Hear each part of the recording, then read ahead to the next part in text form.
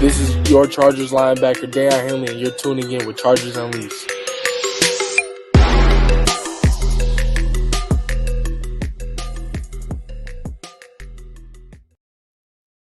Welcome to another edition of Chargers Unleashed. Jake Hefner and Dan Wolkenstein here with you from the LAFB Network. If this is your first time tuning in to the show, make sure to hit that like and subscribe button on YouTube. You can also follow us on Facebook, Twitter, Instagram, Spotify, and Apple Podcasts. Dan Wolkenstein, I'm going to need you to calm down because it's May and we're talking Chargers football, but who the hell cares? Chargers officially kick off their OTAs at the beginning of this week. Rookies and veterans alike, all basically in attendance. I think the Chargers were virtually at 100% attendance, which was great to hear.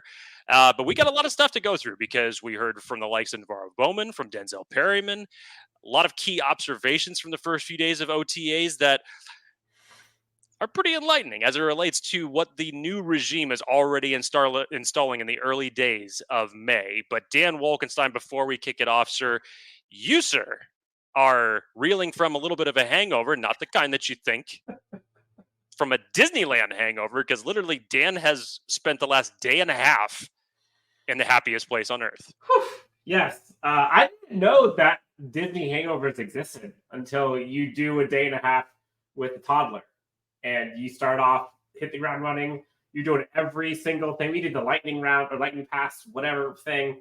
Otherwise, I'm doing great, and it's exciting to see this Chargers team kind of getting into action and doing things differently. We've heard rumors and mumblings. We've seen kind of glimpses of it. But now we're starting to get some key observations and some live footage of some of this stuff in full swing. So lots of exciting things to discuss. We obviously know this is a live show. We love live shows. We love the Bolt fam and folks who tune in. You know the drill, fellas and ladies. If you have a question, topic, discussion you'd like us to partake in, please put it in the comments. We'll do our best to kind of put those in and weave through as we discuss kind of the key pillars of our conversation. But yeah, Jake, nursing the Disney hangover on my side. How are you, my friend? I'm good, man. I'm refreshed. I'm relaxed. I'm ready for a nice Memorial weekend. I actually went to Disneyland with my wife last Friday. Happy birthday to the better half, by the way. Thank you, definitely is. And apparently grad night has changed since you and I were back in the days of high school because, look, I'll just say this. High school kids got it good when it comes to grad night events because when Dan and I were in high school, it was like you came to Disneyland at night at 8 o'clock and you were virtually there, overnight until 8 a.m. the next morning. Apparently there's a whole weekend that's dedicated to this and everybody gets like the entire day. So wish I could have had that, but it was also nice to kind of have that intimate where it's just shut down just for you type of effect. So I understand the Disneyland hangovers just as much as you do, Dan. And when we were there last Friday, it was absolutely packed. Didn't get to do that much. we were right there in Rise of Resistance, maybe like 10 minutes before, you get into the opening of the ride. And then, sorry, folks, the ride has completely shut down. We do not know when we will be reopening. So we had... Okay. I know this is a Chargers podcast, but side tangent, just for a hot sec. Jake, I didn't tell you about this. Folks in the chat, if you're in LA, let us know your favorite ride at Disneyland while I go through this quick story. On the Disneyland, I'm at Disneyland. I'm on the Indiana Jones ride. 15 seconds after you go through door number 2, turn the corner, lights go on, gates go up. We're experiencing technical difficulties. And the ride shuts down. And I got to do a backstage tour. I get to get up. The lights are all on anywhere. I walk back on the track, back to the front. I was like, this is fun. This is actually probably more entertaining than the actual ride. So I understand fully when rides break down and you're sitting there and you're like, of course, this is me. Yes. This is my life. Yes. But Jake, before we go further, this is a Chargers podcast. Let's pay the bills for the Chargers podcast. Talk about our friends. Want to remind everybody that BetOnline is your number one source for all your summer sports this season. Everything from baseball, golf, NBA, and the NHL playoffs. All the latest stats, news, and scores available to follow for all your favorite teams. Get into the latest odds and lines, including the latest team matchups, player props, and odds for just about every sport that is out there. Head on over to the website today. That's betonline.ag, or use your mobile device to get into the action. BetOnline, where the game starts. Jake Cochran says, morning, boys. Just started my posty route down here in Australia. Perfect timing to listen while I'm on the bike. Like maybe that. What is posty? Do you know what that is? I'm in the I don't US. actually know what it is, but Yes. maybe I'm trying to link it. Maybe it's the postal route. So, which is totally fine. I could be completely wrong. That's just me possibly being an idiot and just maybe just using some low hanging fruit. That makes two of us. Yes. Matthew Dahl says, I love the interview with Chris Harry. Thank you. Appreciate you tuning into that. If you have not done so already, Chris Harry joined us last week and had an awesome discussion. Talk about great nuggets of information to provide. Highly recommend tuning that in. So, Jake, OTAs are upon us.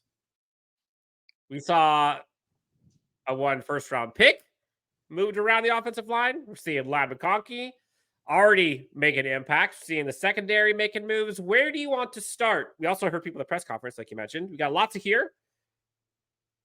Biggest takeaway from the last few days for you is what? I think we'll go ahead and we'll finish with just the general observations of what we saw. But here's probably the biggest thing you take away, because immediately you say, okay, what's the effect of Jim Harbaugh immediately at practice? And from everything that we heard, there was no tunes blaring in the speakers on the field as opposed to previous seasons. The atmosphere there just seems to be, one direction. Everybody's mindset's there, and Dan, not the band One Direction. No, definitely not that. But Dan, this made me think of the exact same thing that Chris Harry was talking to us about in terms of the little details. When he was making his comment about when they were coming out for rookie practices and they were dressed in full game gear and everything was, tucked in, and just little things like that may seem trivial to the everyday eye. But these are the little details that he is installing in camp thus far, that he's basically making a statement with silence that things are changing. And then, Dan, of course, we'll get into this a little bit more, but when I heard that after nearly a 2-hour practice on Monday that that Ben Herbert was directing conditioning drills after that,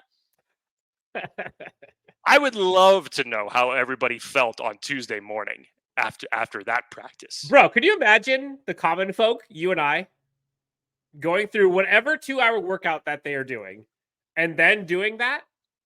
I legitimately would be crying on all fours. Like, I don't think I could move. It's like the movie Miracle, where they just finished playing the game, and then Kurt Russell basically has them going back and doing lines again and again and again until 3:00 in the morning. Yeah, it's just like, woo! Brutal. Not messing around. Yeah, so let's kick this off, Jake, then. Let's start with the at the podium stuff. We heard from Navarro Bowman. We heard from Denzel Perryman. We heard from Poona Ford as well, who clearly loves sunny California and came here for Jim Harbaugh. Let's start off with the one. Wrong button. Here we go. Let's start off with Navarro Bowman.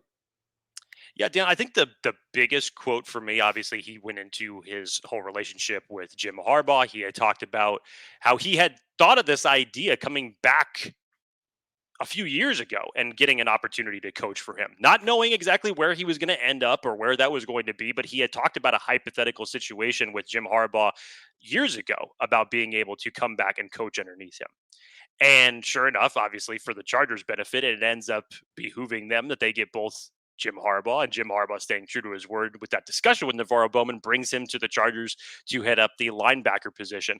And yeah, probably one of the biggest quotes that he said that resonated with me, and it was more so because it resonated with the message that we've heard from the players, from the message that Jim Harbaugh has been talking about, probably more specifically from what Jesse Minter has been talking about. This was the quote that stood out to me from Navarro Bowman. Where is it? I actually just lost it here. Pardon me. Where did it go? Is it when he was referring to the amount of things that linebackers are able to do? Yes, and I apologize. In basically in a summary, it was basically as a coach, you're giving them the traits that are ultimately going to end up benefiting themselves and allowing them to play at their best, which resonated with me because we've heard through the last several months about Chargers players talking about it, Jesse Minter talking about it, having the defenders play more free. Having them play more free. We've heard about Steve Clinkscale at the podium talking about stacking, doing the little things correctly that ultimately is going to get you to where you need to be. We're basically at ground zero as it stands right now for training camp.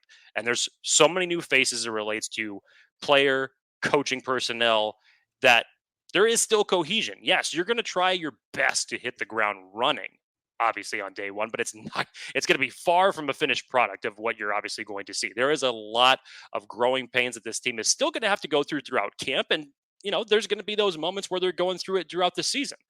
But this just shows me again where this coaching staff's mindset is. It's putting these players in the best position that benefits them. It excels the things that they are good at. And ultimately, that's going to make them perform out there better on the field when everybody knows what everybody else is responsible for. Yeah, and I thought it was interesting when NaVorro Bowman was talking about kind of the linebacking core and the role of that group, and talks about them now under Jesse Minter's defense having a lot more responsibility, a lot more freedom to do things that they simply weren't able to do when he was a linebacker back in the day. And so it's more fun to coach that.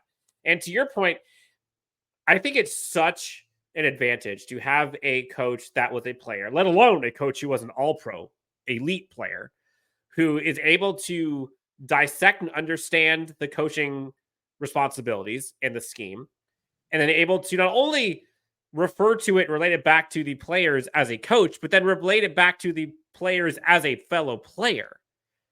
And so to see that in a position group that we've seen this Chargers team mightily struggle is huge. And it was fun hearing him being asked questions about Junior Colson and Daiyan Henley and kind of what that group is like. And his eyes kind of lit up, talk about Junior Colson. He's like, let me tell you about Junior Colson. I'm paraphrasing. We've all seen the quotes where he going on saying that Junior Colson's answering all the questions. But the part that I thought was particularly interesting was when I'm paraphrasing here, but he was saying that there were times where maybe some of the rookies, some of the players may get a little too excited. There's so many things going on with the new scheme.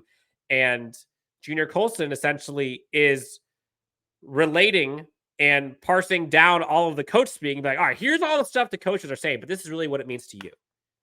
And so not only is he understanding the system, but he's able to teach the system in a player format. And so while he's still learning how to be a pro and go through things as a pro versus as someone who just knows the scheme, because that's one part of being a pro, is understanding your job. But it's understanding how to do the entire picture, right? Clearly, he has a head start on the scheme, understanding the responsibilities. But there will be a lot of responsibility on the linebacking core, and you have to be excited when NaVorro Bowman's kind of leading that group. Yeah, he talked about basically for a rookie like that to have the attention of the other 10 guys on defense, that's saying something. And as you mentioned, he still, as he had talked about, he still has basically room to grow as it relates to getting into the swing of things as far as being a pro. But you hear like the comments, and we'll talk about Denzel Perryman here in a second. Junior Colson, from the player's perspective, is not operating like a rookie. Yeah, so he said it about both him and Daiyan Henley. Both of those guys are not acting like rookies or youngsters. Yes. When it came to wearing the green dot, NaVorro Bowman said, I think it's a little bit too early. And we've heard this statement before. I think it's a little too early. We haven't put the pads on. He definitely has a step forward in learning that scheme.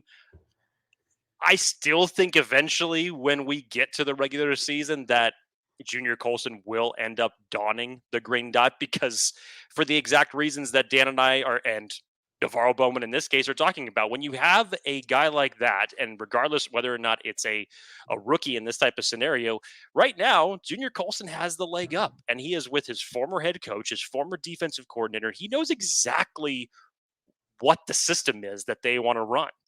And opposed to the other 11 guys that are going to be out there on the field, regardless of the fact of it's veteran or rookie, just isolated in that linebacking group in general, he has a huge leg up. So I would still think that he's going to end up with the green dot eventually, just because of that fact.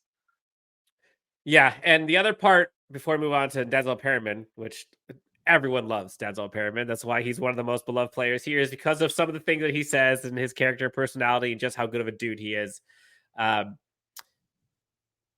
Navarre Bowman talked about how in a lot of defenses, typically it's like Madden, right? You call a play, that's the defense you run through the snap, through the whistle. Whereas with the Jesse Minter defense that he is somewhat familiar with, there's a lot of stuff he's still learning.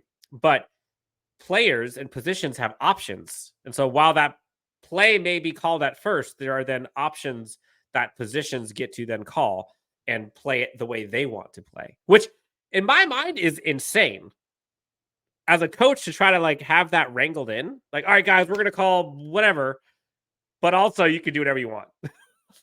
Not whatever, literally, but there's a lot there. And so let's not make no mistake about it. Like, this is a lot for this team to learn. It's a new system of a fairly complex system by Jesse Minter. But to your point, they stack it. You're not having to learn everything all at once. You're getting to learn pieces as you go, and as you graduate, so to speak, move on to the next level. Then Jake, Denzel Perryman comes to the podium, and I don't know if we want to call this Ma Wizard Meatloaf, if we want to call this like doing karate in the garage, if we want to call this Talladega Nights, Ricky Bobby, Shake and Bake, whatever it is. It feels like to me it'd be maybe like a combination of Talladega Nights and maybe Blades of Glory, maybe a little bit for what Denzel is going to be referencing here in a second. But he said he might get in trouble for this because he didn't tell Coach yet, but obviously he knows now that Coach Jim Harbaugh gives him Will Ferrell vibes. Before we get into what that even means and all the rest of the stuff, do you see Will Ferrell in Jim Harbaugh? Look, we've had guests on this show talk about it. Dan and I have talked about it ourselves. Jim Harbaugh is who he is. And there is unapologetically himself. And yes, can he come off a little bit, quirky and corny with some of his one-liners, fat's the enemy of speed, and, today, some of his references that he says, and whatever that may be, at the end of the day, he makes it work. So you could be corny as hell, but if your message is residing with that locker room as far as what the goal is, which we know how Jim Harbaugh feels about football, and the man has succeeded every single place that he has been at. Yeah, you could kind of see a little bit of Will Ferrell in that, if that's what we're talking about. I've heard Ted Lasso. I've seen Ted Lasso. I could see Ted Lasso in it as well. It's just it's a quirky, corny style of coaching, but the results speak for themselves, and it works. And who gives a damn if you're first, you're last? Shake and bake. Who gives a crap? At the end of the day, he's going to find a way to win. I will keep referencing Trevor Sikkema's comments on this show from what he says. Whatever it is that Jim Harbaugh wants to do, it's going to work. Folks in the chat, you guys are loving the Anchorman stuff. Question for you, Jake. We'll get into this as we kind of go into some of our key takeaways from OTAs. Folks in the chat, from what you've seen, what has been your key takeaway so far in the offseason for this Chargers team? What has been the biggest takeaway that may be different than what you've seen in the past? Let's see. This is from Kevin. Coach's Anchorman, Ron Burgundy, out now, round cow, surrounded by his coaching staff, Burgundy's fellow newscasters. Caleb Jake says, I'm very optimistic for a successful season. Honestly, I know there always needs to be some skepticism, Jake, when it comes to a new coach, but Harbaugh has proven wherever he goes, everyone is bought in. And then goes on to say, predict 12-5 in a playoff berth. Here we come, following along the likes of Sean Merriman, who predicted 12-5 as well. Leo says, I love Harbaugh analogies. They actually make sense. They're weird, but yeah, they make sense. Yep. Matthew Dahl comes in with an observation that he had, which we'll get to this in a second, but 11-on-11 team drills and OTAs, something we have not seen in a few years here. Denzel Perryman, I did think this was a nice nugget to hear. we all want to, blow smoke. We're all excited about the linebacking core and about Junior Colson, his impact. Myself, obviously, am all about that. But we do need to remember and to caution ourselves a bit here that there's a lot of eggs in the basket of a rookie linebacker and a second-year linebacker who hasn't seen a lick of playing time. Denzel Perryman will play a big and pivotal role in this defense. I am very bullish on that aforementioned tandem of two linebackers. They're still very young linebackers who both have essentially played no NFL snaps that matter. So just cautioning that it might take some time for them to get to where we all think they can go. But Denzel Perryman, when he was asked, how much have you asked Junior Colson about the defense? And he said, to be honest, not a thing.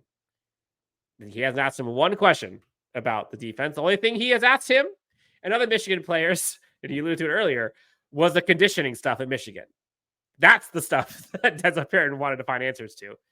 So anything else on the linebacking stuff from either Perryman or NaVorro Bowman before we get to our key takeaways? Well, one fact that you kind of just brought up there, Dan, this whole fluctuation for the linebackers in general. We having a veteran presence, much like the Chargers have done, last year with Eric Kendricks. I think when you rip this linebacker core down to essentially its foundations, and you only had Daiyan Henley, who virtually has not played any regular season snaps, Nick Neiman, who's been regulated to mainly a special teamer, you needed a veteran presence in there to round this group out. So yes, you get a player like Junior Colson is always a very good thing. But then to hear that NaVorro Bowman was actually one of the guys that pounded the table to go out and get Denzel Perryman when he found out he was available. Yes, it's a nice full circle story. But here we are talking about, and I've mentioned this plenty of times when it relates to Jim Harbaugh listening to his coaching staff, and same goes for Joe Ortiz at looking at opportunities to strengthen their team by any means necessary, even if it's for a one-year deal. And even if we're talking about Denzel Perryman as a 10-year veteran, the fact that you actually had a coach standing up to say, I want this guy as part of my unit, that's a testament to something. NaVorro Bowman went on to say, he's been watching Perryman for a long time, says he plays the position really well. So that's a good testament, and as it relates to a lot of things, really. And I think that was a veteran presence that you need on this team, regardless of how the playing time is actually going to shake out.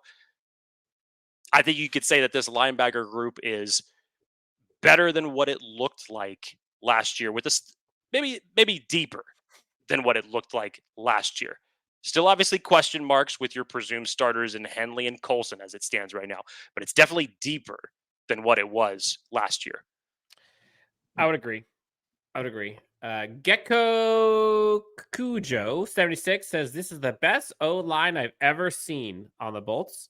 Jim Harbaugh and Joho, that's a fun one, meant it when they said they love tackles. So, OT observations. Before we get to ours, Jake, a couple that are here in the comments. We saw somebody was saying that their biggest one was there's a non-toxic work environment. Okay, I would agree with that. It's a non-toxic one.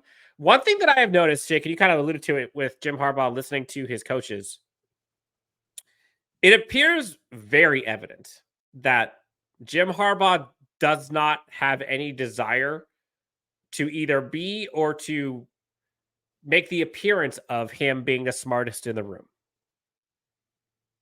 That he takes advice and the sum is better than the individual parts. I think that's important for a team that's trying to build something new and build something fresh, because that takes some level of humility as a head coach to listen to others and not just speak to others and demand action, so to speak. He will command respect and he will command a certain level of excellence and all of that. But you've heard him say multiple times back when he was talking about the draft and with Joe Ortiz and positional coaches, you listen to the experts. He heard that from his dad, learned that from his dad. Let the experts do what they do good. You can control what you control, that you do great. So I thought that was something that I have continuously picked up on, is him gaining insight and using the group think strategy versus him trickling down everything. Have you noticed that? Yes, Dan. And again, I know we could keep going back to Navarro Bowman with this, but what you just said, there was if I didn't tell you who said this, I don't know where your mind would immediately go. But if I said to you that a coach said to players, we stress to the guys a lot, you're not going to make the team now being in shirts and shorts. Let's go out there and try to be the scout team or the practice team. And this goes into, again, the little details that Jim Harbaugh has talked about in terms of play the way you practice. Dan, I know you cut out there for a second. I'm not sure if you ended up. Don't know what happened. Yeah. So I was basically saying, if you closed your eyes, and I didn't tell you who said this was the quote. We stress to the guys a lot. You're not going to make the team playing in shirts and shorts, which we know currently right now is what OTAs is all about. Let's go out there and try to be the scout team hero or the practice tempo violator. Let's not do that. Yeah. If I didn't tell you who that was, where would your mind go that said that? Probably a player or a veteran, maybe. Well, it's both. And in this case, it's your linebackers coach. That was Navarro Bowman who was saying that to the guys. Again, small details. Practice the way you play the way you practice. Whichever way you want to flip that with what Jim Harbaugh is installing right now. Practice like a pro is what you. Navarro Bowman said. Yeah. The little details. And these little details being installed in May are going to help tremendously by the time that we get to September. Yes, I'm with you. Nick says Staley's practice is more like a party than an actual practice. So again, let's be real here. Like, while this is different, right? And there is no music, that doesn't mean that the previous one was a party. Like I had gone to several of those practices, and there was a lot of business happening then too. Yeah, they had music going on in the background, but a lot of the party stuff, I don't know, that's a little far. But it's different, right? Like most OTAs have music. I wouldn't say most OTAs are like parties. This is just I think this is a different ship that he's steering, and he's doing it buttoned up, and that's okay. Eddie asks, any news on linebacker Junior Colson, number 25? So the report that we got was Junior Colson, about 40 minutes into practice, walked off the field with trainers. That was basically the last that we heard about it. In my opinion, the fact that we haven't gotten any update on that right now is probably good news. Truthfully, I know everybody was freaking out, and I understand it. It's, as a Chargers fan base, there is this feeling that there is that injury curse that is upon us, and somebody could be out there clipping his toenails, and the next thing you know, they're going to be out for the entire season. So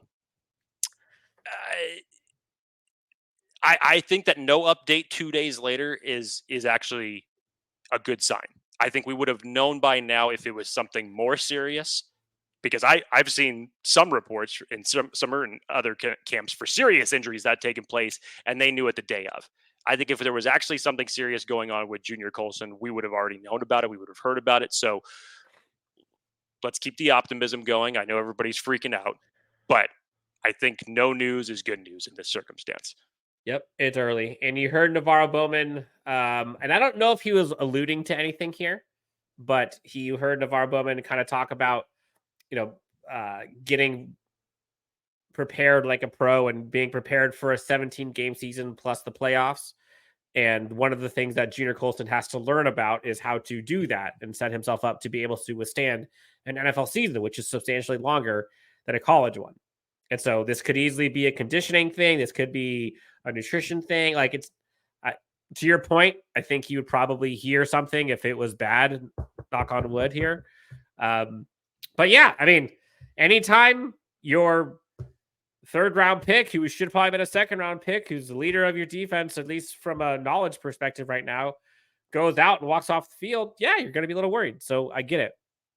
Observation, the first round pick, Joe Alt, out there in pads and moving around quite a bit, doing different positions.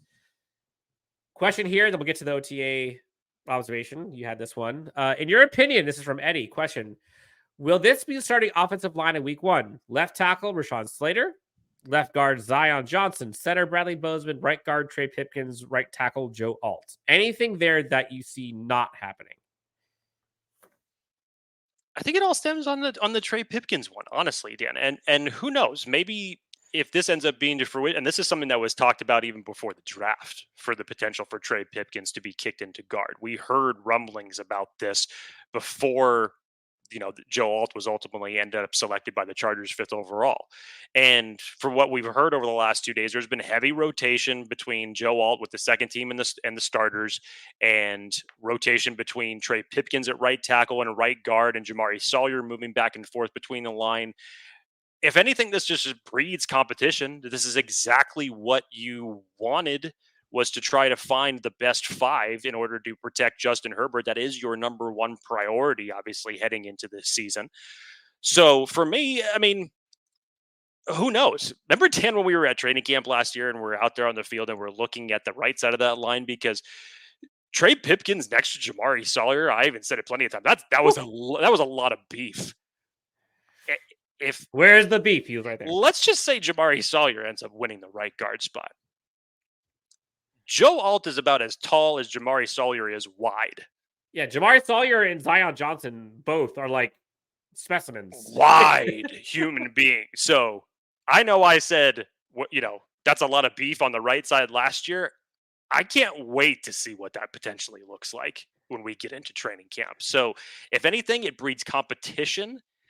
And ultimately, when you look at this, whoever ends up winning the starting job, you have a good backup. And so you have some depth on your offensive line. So yeah. I don't really see any situation that comes out of this, whoever it is that ends up taking that right guard spot, to be a bad situation. Yeah, I agree. I'm fascinated to see how Trey Pipkins does at guard. And I know Jim Harbaugh talked about him being one of the 5 best players on the offensive line, or one of the 5 starters. I don't remember exactly what he said, but basically what he said.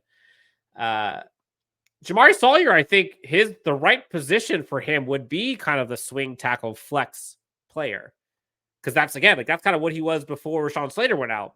And then he was able to steady the ship when Rashawn Slater went out. And you're like, oh my goodness, this guy could be a starter. Do you want to rely on that for the entire season? I don't know about that. He's still young. I think, to answer the question, though, yes, I do think that that starting 5 will end up being it. Question here, Jake, about the defense. Any thoughts on the Chargers' defenses? This is from Gabriel Caldera at start of OTAs. Position battles, scheme, front 7 abilities, or secondary abilities or limitations? Well, Asante Samuel Jr. is off to a good start, and he got off to a hot start last training camp. I remember when we first got in there, Dan. So it's good to see that, especially in a very big year for Asante Samuel Jr. And it's still crazy to think, with all of the secondary turnover that has taken place in the midst of the last 2 years, that all of a sudden Asante Samuel Jr. is the longest tenured guy in that secondary right now, and he's going into year 4. And this, of course, stems for a lot of different things. This is the Chargers not properly prioritizing the corner position over the last several years when they really should have. You can obviously see that from the standpoint that last year they drafted 2 defensive backs, albeit in the 6th and 7th round, but then you come back over the top in this year and you draft 2 of them back to back in the 5th. You go out and you acquire Christian Fulton. I'm so excited to see how this secondary unit is going to end up panning out, and I still don't think that they are done adding to it. I think that you're going to see another body join this group between now and September, probably most likely around team cut time. And I know everybody talks about Simmons and adding that to the safety group. And look, financially, I just don't see that happening with Derwin James's contract. You just gave a contract extension to Alohi Gilman that was well-deserved. The previous regime did this mistake a year ago. When you put a lot of money into one position offensively, you put a lot of money into another position defensively, and you got yourself into a little bit of a pickle. I don't think that you're going to end up paying 3 safeties big time contracts. I just don't see that happening. I am still a little bit interested as to why Simmons has not been signed as of yet, but There's a lot in the secondary that has not. There's a been lot in the signed. secondary. There may even be a situation after a post June 1st signing, depending on what that looks like. Maybe it is specifically just waiting until that date comes around. Not sure, but I feel like if that was the case, then he would have been picked up already because his skill set is obvious for what he's able to bring to a defense. I think it's an age thing. But secondary, I'm so excited to see this camp battle come about because you heard Steve Clinkscale talk about it 2 weeks ago in terms of what he wants from his defensive backs. He wants them all to know both positions, inside, outside, play in the slot. He wants them all to be familiar because that dreaded, you know what, always seems to come down every now and again. And when someone goes down, you're going to need someone that's going to be able to have to step up. And even if it's somebody that doesn't predominantly play that position, you need some healthy rotation. And that in turn, of course, is going to make your cornerback room even deeper when you have guys that could be versatile in that circumstance. So Asante Samuel Jr., he had a great start to OTAs. He had an interception, had a tip pass. Christian Fulton also picked one off. AJ Finley had an interception as well. So secondary is going to be one to watch by the time that we get into training camp. Yeah, shout out to Daniel Popper, the newlywed. Congratulations as well to Daniel Popper, recently married. Put out an article with some observations, and this one answers the question directly. First team defense, this is from Daniel Popper, had a pretty dominant showing against the Eastern Stick in the opening 11-on-11 period. Jake, 4 interceptions. Again, this is not Eastern Stick, not Justin Herbert, but Christian Fulton, AJ Finley, Troy Dye, and Asante Samuel Jr. all had interceptions. And on the sidebar, looking at the offensive side, Justin Herbert, picking up right where we left off, apparently, this is according to Daniel Popper, completed his first 11 throws of practice. 11 for 11. The next one, the 12th one, almost was intercepted by Troy Dye. And then he completed another 6 straight. And then the next one, I believe, was intercepted by Asante Samuel Jr. So Asante has 2 picks, one against Stick, one against Justin Herbert. So I think the second one that the Asante Samuel Jr. won on Justin, I believe that one was tipped and was not directly intercepted. But anyways, any other defensive OTA takeaways? Yeah, Dan, we can kind of go into this because Bud Dupree wasn't there the first day. I believe he was there the second day of OTAs. But one observation that actually came out, I believe it was from Eric Smith in his Chargers article that was up there, was the rotation with the edge rushers. And much like we got to see for a very short period of time last year, there is a situation where you could see Joey Bosa, Khalil Mack, and Tuli on the field at the same time. This was one, and this is what took place during OTAs this week because that's how they were lining up. And this was one of the selling points to Bud Dupree as well in terms of what they would want him to run. So if it means in situations like this where, yeah, on paper that Bud Dupree could be coming in here as edge 4, you could still have certain situations where you're having 3 of these guys coming after the quarterback in any type of rotation. I mean, we saw when Joey Bosa was healthy last year, we saw what he could do when he was actually kicked inside.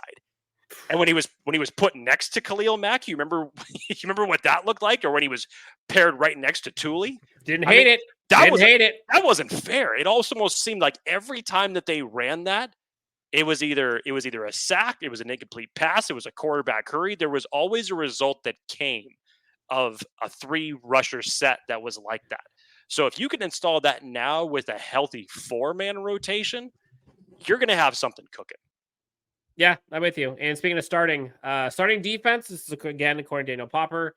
Derwin James and Lohi Gilman at safety, Christian Fulton, Asante Samuel Jr. were the 2 starting corners. Jazeer Taylor in the slot, Perryman and Henley at inside, Bosa and Mack at edge, and a rotation on the interior, including Puna Ford, Morgan Fox, and Tito, among others. So Fulton and ASJ are your starters outside. Jazeer Taylor starting inside. Derwin and Alohi, you know the rest. When do you think that secondary changes? I.e., the names you didn't hear. You didn't hear Cam Hart, who got snaps but not starting. Didn't hear Tarheeb Still. No AJ Finley. When do you think that those names could start creeping into those conversations? Maybe when we get into mandatory minicamp, maybe there could be a little bit shift of the guard to say, okay, much like Klingscale was talking about, we're stacking right now. We're stacking. Again, OTAs, no pads. You're not going at full speed. It's nice to see the 11-on-11 drills this early in camp, which is a nice change, I think. But maybe this is the adjustment period for Cam Hart and Tarheeb Still right now. As it should be, honestly. Maybe they accelerate that just a little bit by the time that we hit mandatory minicamp, and then accelerate it again by the time that we hit training camp. And we'll see. Again, this secondary group, there's going to be so much competition. And for those same reasons that Steve Klingscale was talking about, I want my guys to be versatile. He said he wants Asante Samuel Jr. to play outside, inside, and outside. Said the same thing for Christian Fulton, that he sees him capable of playing both. And when you have that, you could either look at that as a great thing or something that's going to breed competition and possibly weed some things out by the time that training camp is over with. So not everybody can play both inside and outside as well as the next guy. So it's going to be fierce. And I love the mentality for that, because you're not just in your head assuming who you know outside of obviously Asante Samuel Jr., that you could slot them in somewhere. There's going to be a competition at a lot of different secondary spots. Yeah, I agree. Nick says pretty good edge group with Mack, Bosa, Tuli, Dupree, and Fox. And the thing I remember hearing early on when Jim Harbaugh and Jesse Minter were kind of talking about the players and stuff that they like, and versatility kept coming up over and over and over again. Mack, Bosa, Tuli, and Fox, all four of those, incredibly versatile, run and pass. If those guys could stay healthy, I mean, that is lethal. Then you add in Dupree for safe measure. Like, that's a solid group. I don't know if there's a better group of 3, hell 4 in the NFL. I could argue maybe top 2. Like, that's really, really good. Caleb asked a question. Over under interceptions for Asante Samuel Jr. this season. He sets the line at 4.5. I go under. What say you?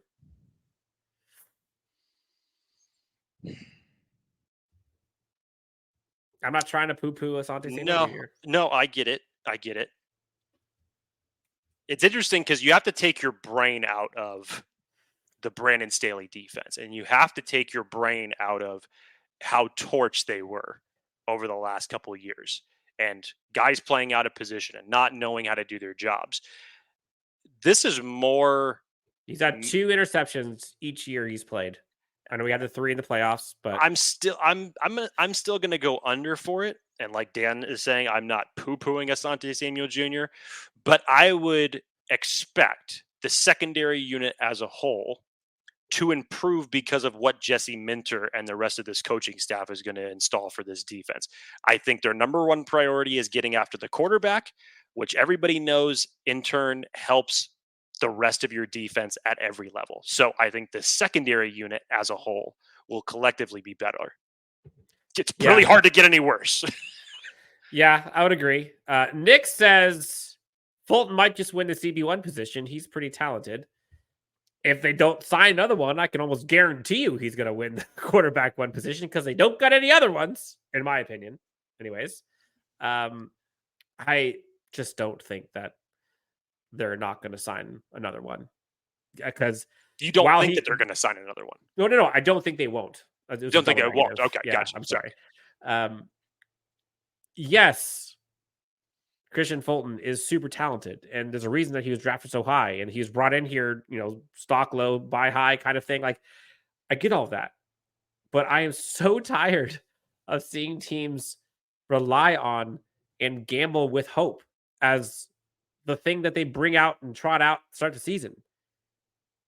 We have not seen CB1 Christian Fulton. Why would you believe or trust that? I hope this coaching staff sees that and questions that. I just don't want to see that. I don't want to have to rely on it. And they could be right, and Christian Fulton might ball out. But that is such an unnecessary risk for a team who has money to go out and solve it. So I just don't want to rely on hope and potential. Like I especially in the secondary, which is so important to Jesse Mitchell's defense. Like, give me something that I can trust going into the season other than Derwin and Alohi. Because right now, that's really the only two things I can trust in the secondary. Everything else is hope and potential.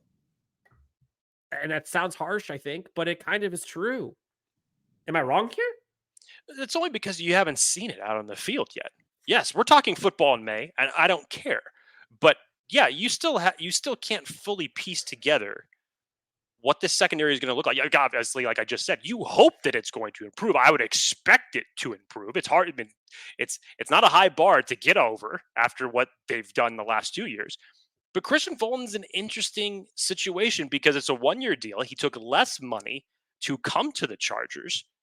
I'm sure the coaching staff had something to do with that. When you heard him in his press conference, he had some things to air off of his chest about his previous position. I think he's self-aware of what the reputation is on him for the early part of his NFL career. He's still only 25 years old. Oh, he's got a crazy chip on his shoulder. He's motivated. Make no mistake about it. I've said if you could create a reclamation project out of Christian Fulton and he could stay healthy, he has the talent to do it.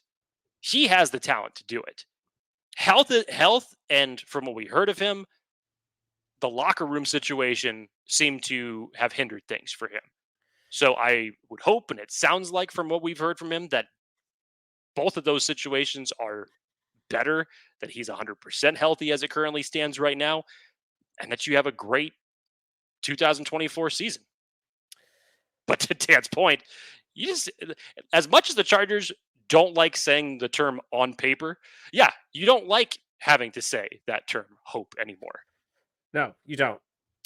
Question here, Jake, for someone that thinks he may have missed the chat. What do you think the chances are of us signing Simmons or Gilmore or both? Thanks, guys. It's a great show you guys have. Appreciate you, Alan. Thank you. Okay, so I said my reasons on Simmons, just from price tag standpoint.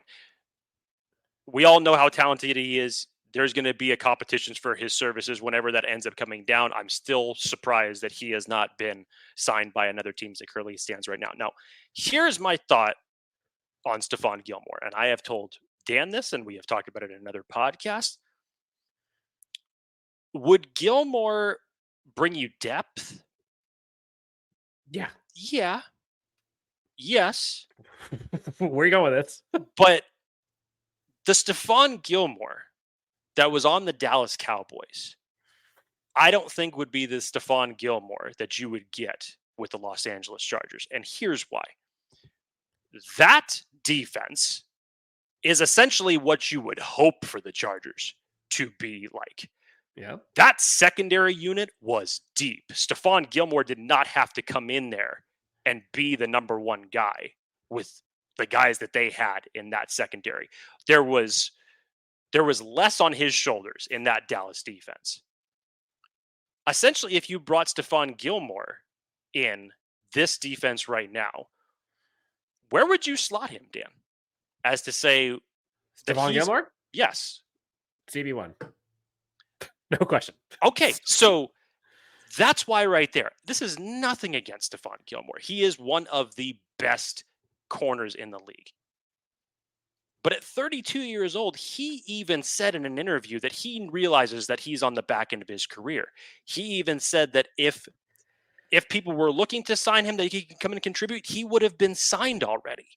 So you bring in Stephon Gilmore. I love the fact of what Dallas did because they basically strengthened a strength by bringing him in last year. And when you have a cornerback unit like theirs, you can do that. As Dan and I just spent 5 minutes talking about, there's still so many question marks as it relates to this secondary with the Chargers. So that's why I posed that question to Dan. So, Dan, you're telling me that you would see Stephon Gilmore be a CB1. Now, is that strictly just out of reputation, which I understand? No. Sorry, I thought you were going to ask a different question. I was going to say that's strictly just based off of what he's done, and you can measure that with the rest of the room. Yes. Yeah. Okay. Yeah. Which I trust. I think yeah. to start. Okay, to answer the question with a question, who do you trust more as your CB1 going into the season? Stephon Gilmore or Christian Fulton? You would probably say Stephon Gilmore right now, but End of story. No, it's not the end of the story. Are you going to get the same results of Stephon Gilmore when he was in Dallas or when he was in New England for the Chargers if you're telling me at 32 years old that you're bringing him in as a CB1? I don't know, honestly, but I trust that more than I trust Christian Fulton. I'm not saying I'm getting right 2 years ago Stephon Gilmore. And I'm also not just relying on just Stephon Gilmore. Like there's a few guys out there. Like you got a Dory Jackson still there, Xavier Howard still there, who I do like as well. I believe Cam Sutton is there as well. Steven Nelson, I'm down for. Like just imagine what that list is going to look like by the end of August. By the time that we have training camp cuts, that's when I think that the next signing for a corner is going to take place. And again, nothing against Stephon Gilmore. And I'm not saying just Stephon Gilmore, but what I am saying is I don't want to go into the season relying on Christian Fulton being your CB1 based on his potential and hoping he can get back to his form when he was 3 years ago and hoping that he can get the coaching bump. Like, give me something. They have nothing proven. Literally nothing proven in the cornerback room right now. And that's a fair shake. And again, I'm not saying that signing Stephon Gilmore would be a bad move. If you're bringing him in to add depth to this locker room, which it definitely needs, then sure. But my perspective would be, what would be your expectations that you're getting out of Stephon Gilmore right now? And again, I get it from your perspective, Dan. A safer Stevie because there's so much. Yes, because there's so many question marks. Yeah. I get it. I just don't know if it would yield you the results that you're ultimately going to want. And I don't necessarily know if they. And again, maybe we have different expectations of what we want the results to be. Like I just want a Stephon Gilmore who can go in there and do his job. I don't need all Pro Bowl Stephon Gilmore. Like give me an above average outside corner right now. Like that's all I'm looking for. If we can get better from coaching, cool. Atir is here. Hello, my guys. I think he asked, can I send a question, please? Yes, of course. This is a Q&A episode, Atir. Come on. You know that. Elliot, Jake. Over under. Ladd catches 55. Is Ladd McConkey not becoming everybody's favorite Charger within a span of a month?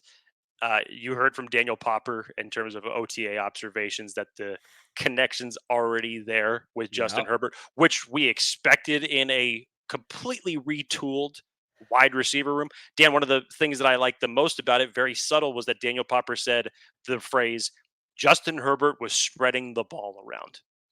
Look, this wide receiver room is going to be extremely competitive, and if everything pans out the way that we expect from all these players, by the time cut day rolls around, it's going to be extremely tough. You went from 4 wide receivers on Thursday, April 25th, to all of a sudden the Chargers need to stop signing wide receivers because they have too many. I mean, this competition is going to be wild. But Dan, I loved the fact that he said that he was spreading the ball around. And what I mean by that is, you had old reliable number 13 for the better part of it, for virtually a decade. It was Justin Herbert's favorite receiver in Keenan Allen.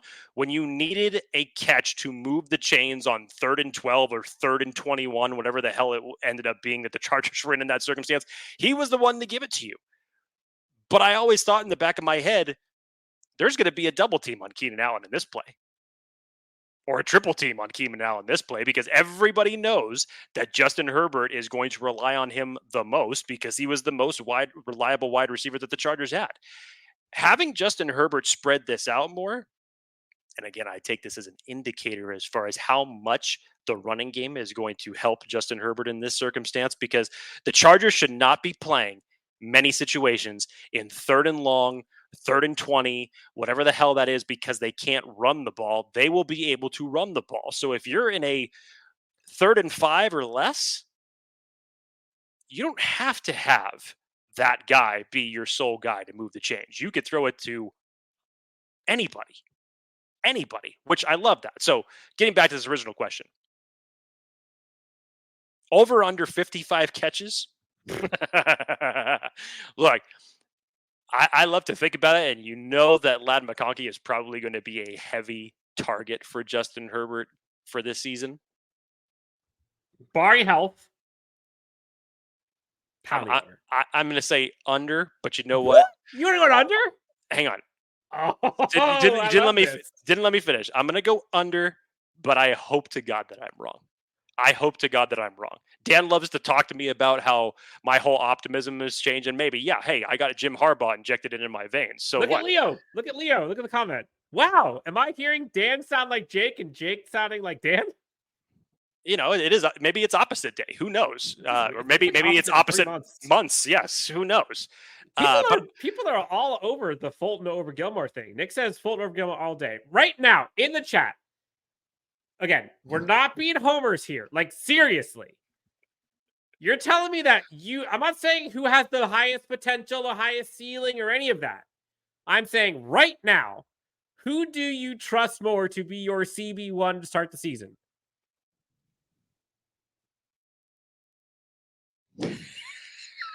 What is going on here? One man's opinion has apparently sparked off something in Dan. I don't know. But yes, I'll go under from the standpoint that I think the Chargers are going to run the ball more. But I also hope to God that I'm wrong, because having a rookie season like that would be awesome for this offense. Totally. And talk about like a changing of the guard 1 year after the other, going from Keenan Allen, Mike Williams, and then immediately kind of just right into, by the way, shout out to Keenan Allen. I don't know if folks have seen it. He put out like a tribute to Chargers fans and thanking them in the organization. High class. The guy's one of the greats, will be one of my favorites of all time as a Charger. And it was just really cool seeing it. Atir says, I'm sad and disappointed at the Chargers fans, saying 10-7. You take out AFC North and the Chiefs, I will go 2-4. Where do you see more losses? They're not making sense. You tell me, Jake and Dan. So, in short, he's asking what the prediction is for the season. I believe I had it at 11-6. You ended up amending it. You actually went to 10-7. I think I had 11-6 prior to the schedule release, and then seeing the games that I had them winning back, I had them winning and losing.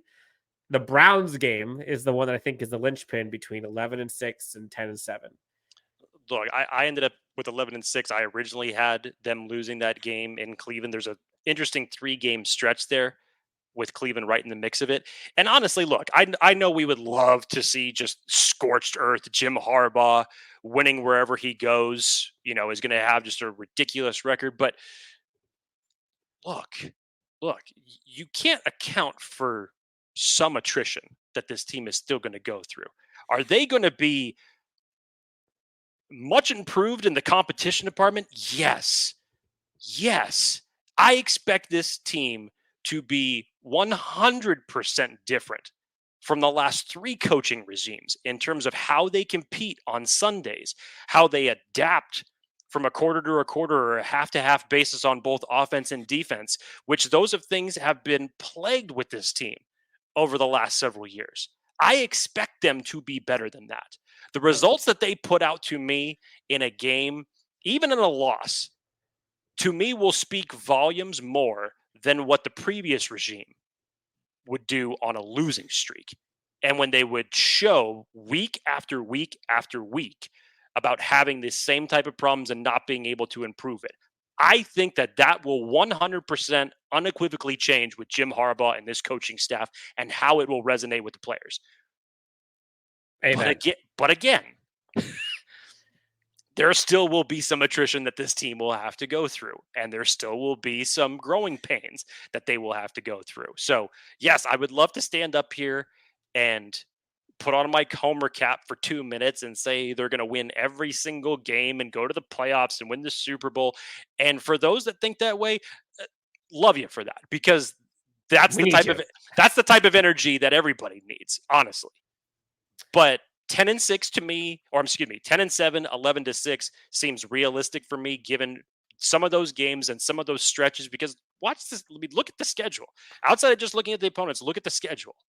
I know the Chargers are 26th as it relates to overall strength of schedule, but they have to travel the most of any team in the entire league in terms of air miles. And I go back to it again. You're still going to have moments of attrition with this team. Much more competitive, but not flawless. Brian Stowe says our fierce edge rushers are going to make our CBs much better this year. That I would agree with. It's a great point, Brian. In theory, when you give the quarterback less time, he tends to force some things. And that can make the cornerback room look great or better than maybe they are.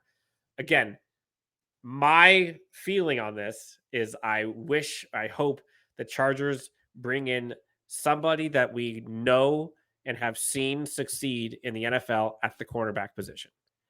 I'm not looking for an all-pro. I just want somebody that can be brought in as a veteran that I can trust. Is that too much to ask? Like, I don't think that's too much to ask. No. A couple things here, Jake. Saw a couple photos. These are all courtesy of the Chargers, by the way.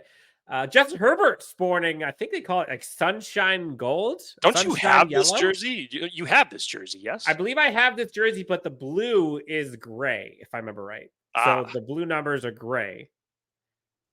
But it looks pretty good. I like the blue. And then the guy he's throwing to, a little bit blurred here, but this is actually going to Quentin Johnston. We heard Chris Harry kind of talk about the rub that he got that last season, and some of it deservedly so, but he doesn't see this being the last of Quentin Johnston this year. I'm rooting for the kid, man. Like, I would love to see him shut a whole lot of people up.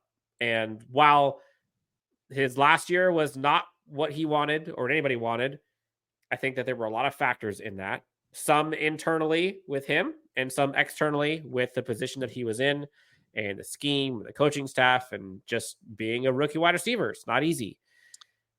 Not Greg Roman, excuse me. Joe Ortiz talked about recently on the Kay Adams show. He's pretty bullish on him. Liked him when he was in Baltimore.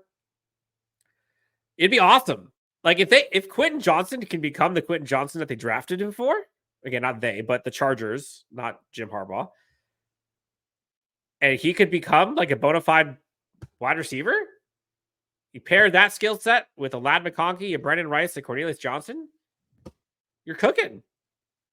You're hoping that he can turn into it because he brings athleticism that the team doesn't have. If you put it together, it's a pretty nasty group. Look, with Quentin Johnston and all the criticisms, even some from Dan and myself that have come down, you understood why they come down. And you could say that even in a rookie season, that some of them may have been warranted for a variety of different reasons that were not just on Quentin Johnston's shoulders. For me, I look at this to say, look, Quentin Johnston had an unfortunate rookie season. One that the bar isn't really set that high for him to overcome in year two. This is not Brandon Staley coaching this team anymore. This is not Kellen Moore's offense that he is in anymore, which when Kellen Moore was hired, based off of what he did in Dallas, there were a lot of people that were excited about it, even Dan and I included, because we were obviously hoping that the run game at that point was going to improve. Never did. The overall passing concepts were going to improve. Never did. Kellen Moore, I don't believe, ever ended up having an identity of what he wanted to do with his offense. Well, he may have had one that he wanted to do, but it never showed up on Sunday. Never ended up panning out. When Mike Williams ended up going down, that was the moment where he said, okay, Quentin Johnston is now going to be elevated. He's going to have to step up. And in truth, it looks like he didn't even have the rapport with Justin Herbert because they didn't end up utilizing him that much immediately when Mike Williams was down, which is still strange to me why that did not end up taking place. And the overall development for his rookie season was up and down, at best, inconsistent. So there's a lot of factors that went into why Quentin Johnston did not have a good rookie season. Now you have a head coach and an offensive coordinator that know exactly what they want to do. And if we're going off of everything that we have been saying and seeing, and some even from Navarro Bowman and other times with Jesse Minter that we have heard from them, you're putting guys in the position that go to their strengths. And I think Jim Harbaugh remembers the last game that he played against Quentin Johnston before he ended up getting drafted to the Chargers. He had a pretty damn good game against the Wolverines in that one. So I think he knows exactly how he wants to deploy Quentin Johnston. And you got to believe that Quentin Johnston wants to quiet the voices and put that rookie season behind him. You would think. Eddie says, wide receiver core, Josh Palmer, Quentin Johnston, Ladd McConkey, DJ Chark, Brenden Rice, Darius Davis. That's 7? Palmer, Johnson, McConkey, Chark, Rice, Davis, Johnson. Will they all make the 53-man roster? That's 7. I don't think so. I don't think so. Even if you start thinking about what else you would pull away from the rest of the offense, I think the Chargers, you do it in your head. Chargers probably keep 9, maybe even 10 offensive linemen, depending on where they're at with depth. Ultimately, your running back group, what are you going to do? Keep 3 or 4? Everybody's kind of basically figuring that, as Isaiah Spiller could be the odd man out if you end up keeping 3. I still then think they end up keeping 4 because I think that Isaiah Spiller ends up fitting the mold of what Jim Harbaugh wants to do with this offense, especially with the other 3 running backs that would potentially be ahead of him. Tight ends, I think you end up keeping 3 between Disley, Hurst, and Parham. I don't think that you keep 4 ultimately, as the Chargers have done in the past. And so pair that with everything else that you have to cut down with 53. I don't see them going any more than 6. I think it's necessary 100% that they have to keep 6 with all of the wide receiver turnover. There's if no it's way not 6, that is going to be. It's wild to me. I think you have to keep 6. If it's not 6, you're going to see someone that is going to be picked up in a heartbeat. Yeah. Let go. Because think about that. If it's 5, right? The only ones who I think are locks to be on this team if it's 5, Ladd McConkey, Palmer, Quentin Johnston, Darius Davis, and who's your 5th? Hold on. Chark, yes, that would be your 5th. I'll say Chark. Okay, hold on. Let's do this. Chark, Ladd, probably Palmer because you could trust what he's doing. That's 3. Quentin Johnston. Hold on. Darius Davis. Okay. Because his special teams, I think, is just you have to have it. You have one more. And then you're battling between Johnston, Rice, and Johnson. And 2 of those guys are not going to be on the team. If it was you, of those 3, who are you keeping? Like, who's more likely? Johnson, who they didn't draft, who was also a first-round pick, or one of the draft picks that they just drafted? I mean, Johnson has the leg up as it currently stands right now because, yes, it's a different offense, but he's got more experience in it.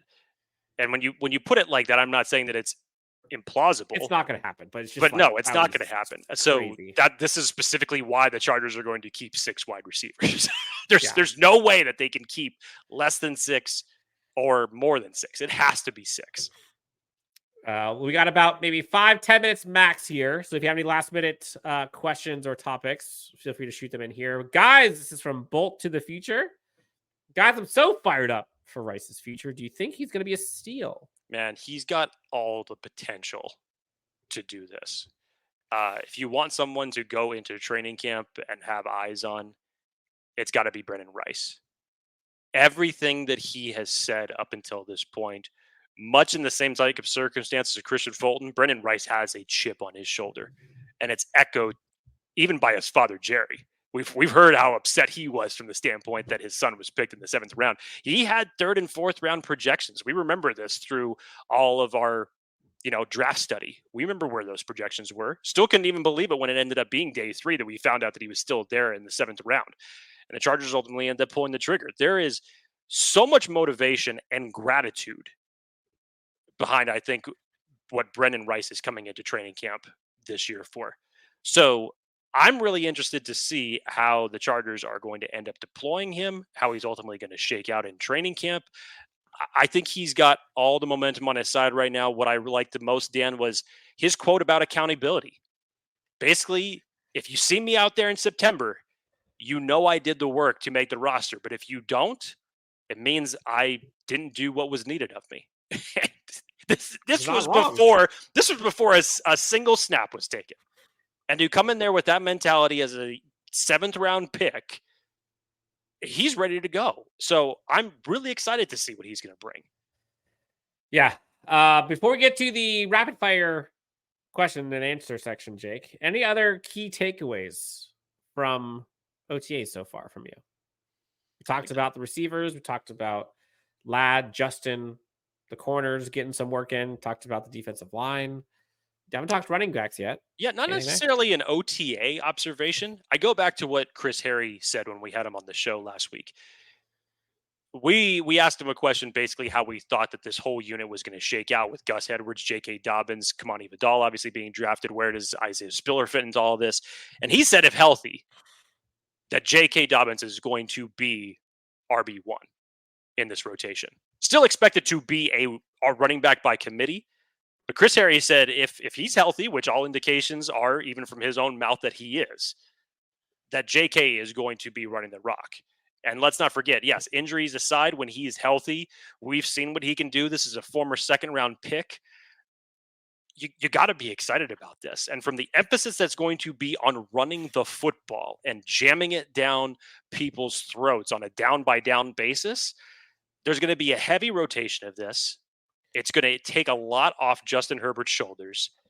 So are you buying this, Dan? JK being RB1, or does it still lean towards Gus Edwards? I think it's Gus. And I honestly think I want it to be Gus Edwards because, I mean, while he could be electric, J.K. Dobbins, like, I don't know if I want him to have that many runs while he's kind of coming back, getting his legs out from under him again. Like, Gus Edwards is the bell cow for a reason. I think getting somebody like a J.K. Dobbins or a Kimani Vidal, like getting these guys so you could possibly break some off for 10, 20 plus, like those are good situationally. But as a bell cow, I think Gus Edwards is that guy. And we've seen that. We've seen him do that. And so there are some risks to this running back room. Yeah, it's a deep room now, but your top 2 are injury riddled. And your running back 3 is a rookie. And running back 4, you haven't seen anything. So it's, again, I like the room, but I'm just saying I don't necessarily know if I want one guy just towing it, especially that guy who's coming off of some gnarly injuries. Okay, questions here. Let's go into this. Let's see. Zach says we went 3-8 in 1-score games last year. If we have 11 1-score games this year, what's your prediction for our record in those games? 3-8 last year. Jake, what say you? Sean Merriman brought up this exact point when we had him on the show. Talking about the record that the Chargers were in 1-score games last year. How many do you believe that Jim Harbaugh would flip if he was coaching this team last year? I think he said, 5? Which I would agree with. So then it'd be 8-3. Yes. Yeah. Yeah. And I think the reason for that is how to flip those. You need a run game, usually, to help close out games, to help churn chains, churn out clock. Chargers didn't have that ever. And so every team knew it was on the shoulders of Justin. You get Greg Roman, who's like the savant of running games. Like that matters. A running game matters. Coaching matters. Jim Harbaugh matters. Yeah, probably with you. I'd probably say it flips 3-8 to 8-3. I'd agree with you. Let's see. Question on from Daniel Brown. How are you feeling at interior defensive line? I don't know much about Ford. Fox is smaller. Does Justin start?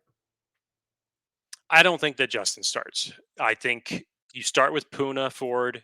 You have Tito, that you, as obviously now considered a veteran in this group of young defensive linemen that you have. Scott Matlock coming into his 2nd year. Still haven't really seen the full development of what he can be. This was a position that I still think is a sneaky one for by the time that we get to August, Dan, for one that the Chargers could use to strengthen again. It could, yeah.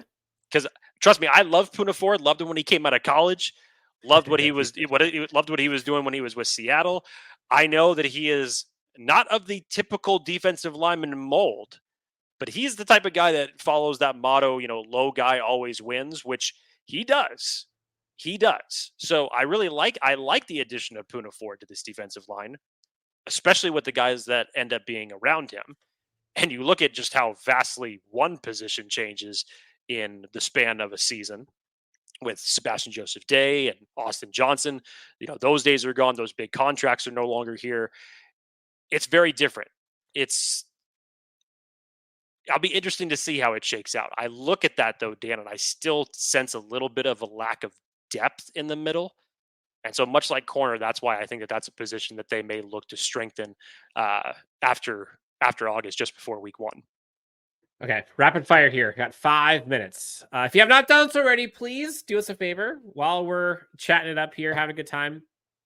Do us a favor, hit that like and subscribe. We're getting up to 7K plus now. I don't know what it is, but all a testament to Chargers fans. Question and answer section, Jake. Let's go fast here because I got a bunch of them. So if Herbert doesn't go to the playoffs this year, are people going to say this quarterback is never going to win the big moments? Yes, people will say it. People will say it. Doesn't mean it's true. Yep. Next question. We have, let's see. Where'd it go? There we go. Man of the year. Who do you think is going to actually be our backup quarterback? I have a feeling that Easton isn't going to stick around. See what I did there. They signed him back. I think he's the locked in QB2. Yep, I agree. Jorge says JK ain't kidding. Let's see. There's some disrespectful things in comments that I will block if it continues. So just letting you guys know that. We need to show up week 1 in khakis and Harbaugh jerseys. That first part, 100%. Whatever you wear, and you guys do you. But week 1, SoFi, Raiders, home game, Man, Harbaugh era starts. Show up. I would love to see a section of about 20 Chargers fans that just are in khakis and a bright blue polo with their caps on, and go out and get like a little headset like this just to give it like a full complete of the outfit. That would be awesome. Yep. People are forgetting about Tito. No, we're not. The defensive line group, we've talked about this for weeks, Jake. I think you're more, I don't want to say concerned, but you see more of an opportunity to improve the interior defensive line, or more of a need to, than I do. I think I'm okay with the interior defensive line. Like, I think Scott Matlock I think he's solid. Tito was hurt, was rehabbing a bit.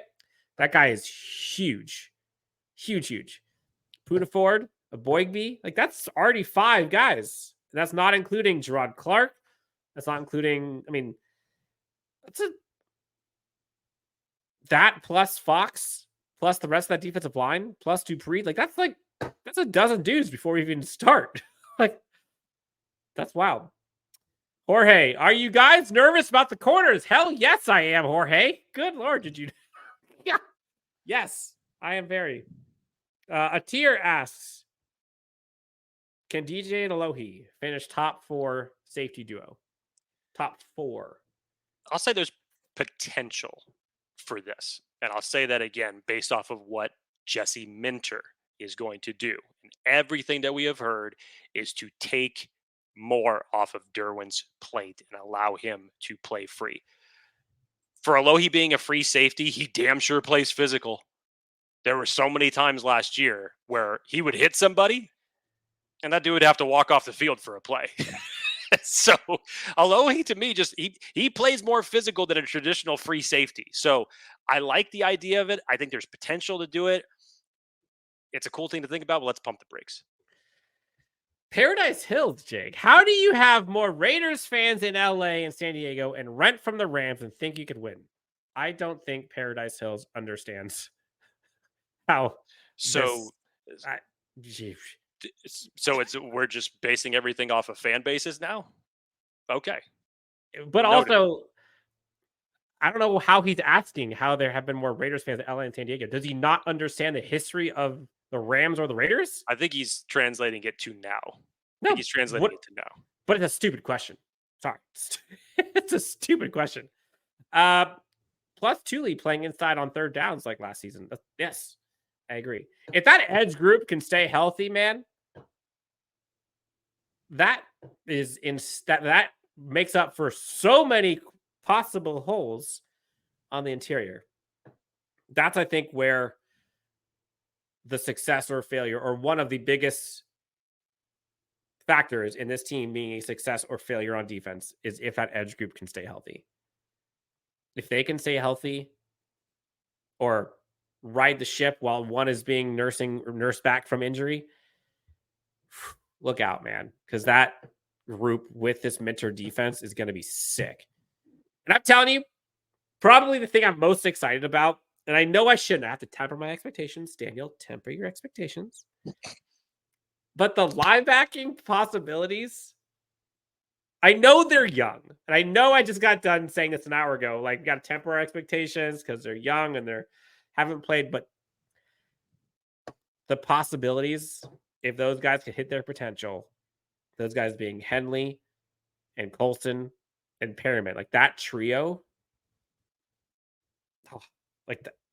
that's what I'm excited for, because that athleticism is wild. We have not seen that here in years. Jake, anything else you want us to talk about with the great friends before we head on out of here? I'm blocking Paradise Hills because disrespect doesn't work here. Anything else, Jake? No, man. This is what football in May is all about.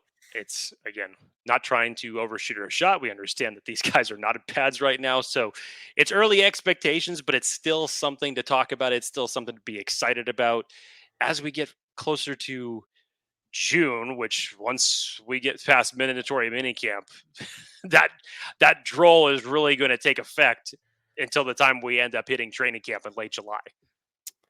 Okay. Well, it is May 22nd, so let's give a villain opportunity in May. Jorge asked, Jake, what's the floor for wins this season? I'm asking you because I know you tend to be the pessimist of the show. No argument. Which is a bad thing, by the way. Every show needs a villain. What's the floor for wins? Floor for wins, I would say, has to be 10. I think that has to be 10, honestly. No, the floor, not what you think it needs to be, but what do you think the floor is? Like, at worst, how many wins do you think the team will get? Well, here's my point at that, Dan. I say it needs to be because I think that's what you're going to need to get to the playoffs. No. I think the question is worst case scenario. Well, worst case scenario. Yeah, like what? That's oh, okay. So, like, literally put my old school pessimistic hat on. Yeah, read the question. You Sorry, be the pessimist. I've spent an hour and 20 minutes just what's feeling really energetic. I just can't flip it on a script like that. Maybe go 7-10. Maybe go 7-10. That would be catastrophe. That would be the Chargers really maybe are cursed. Maybe that would be the Chargers just have a lot to work on. Even with Jim Harbaugh, you could say that, okay, that would be the growing pain type of situation. Yep. But if that ended up playing out, I would expect them to be a lot better by the time that 2025 rolls around. Yeah, I think, 7 would be if this team gets crazy injuries, like crazy again. And then we're all talking about the jinx is real and all that jazz. I think it's probably 8 or 9. I think 9 is probably like, if they go, because remember, the schedule is relatively easy. And I think 9 would probably be my answer. Last question here, Jake. Do you guys think, this is from Zach, do you think Herbert plays the first preseason game this year? Yes. And why do I say that? Because of everything that you're seeing so far in just a few practices, the little details. If we're already putting them in game attire and having them tuck in their jerseys to their pants, and now seeing no music being playing and this conditioning that you're doing, practice the way you play or play the way you practice, whichever way you want to say that phrase. Practice like a pro. Thank you. Then yes, I think that you could see Justin Herbert getting a few series in the first preseason game. Yeah, I think we do too. Jake, this has been fun. Love these live shows. Bunch of people in here. Thank you guys and gals for all the comments and banter back and forth. This has been great. There's a signing event happening. We'll talk more about it on the next show, but tons of folks. I think Josh Palmer will be there. Asante Samuel Jr. is there. Dan Fouts is there. A bunch of guys will be there. So we'll give you guys more information as we get closer and closer, but highly recommend staying tuned for that. Jake, it's been fun. We're already at Wednesday. This is wild. Hump Day is almost behind us. Thanks for doing this. This is great. Anything else? We're out of here. That's it. Cool. For Jake, myself, LAFB, and Chargers Unleashed, thanks so much. And we'll talk to you guys soon. See you later.